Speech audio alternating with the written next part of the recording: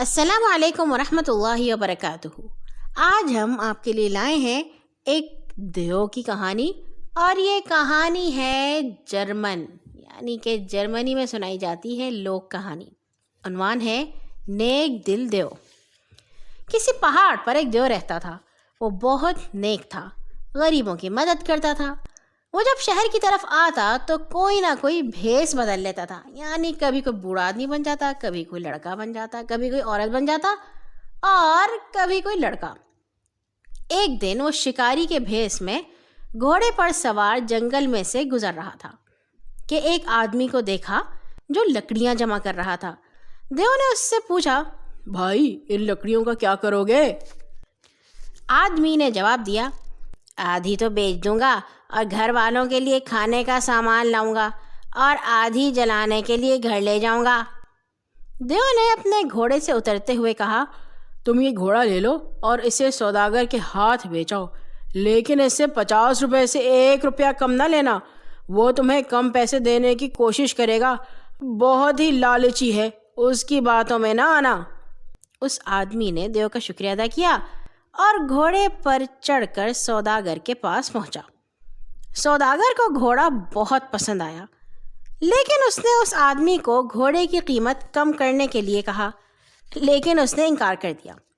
سوداگر نے 50 روپے دے کر گھوڑا لے لیا۔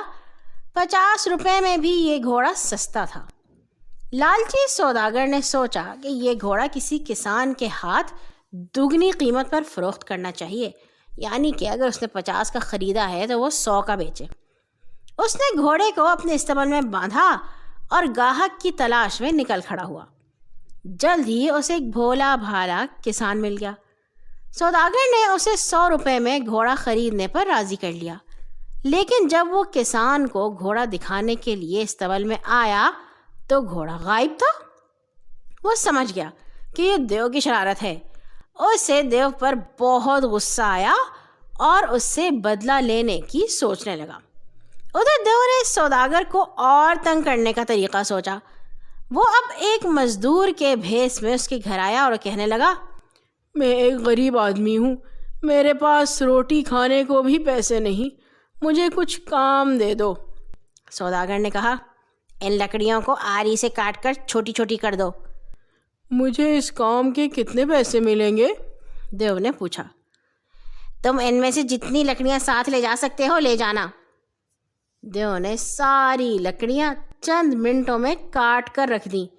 اس کے بعد اس نے سوداگر کے مکان کے دروازے، چھتیں اور لکڑی کی ہر چیز کاٹ ڈالی، اور پھر اس سارے ڈھیر کو اپنی کمر پر لاد کر غائب ہو گیا۔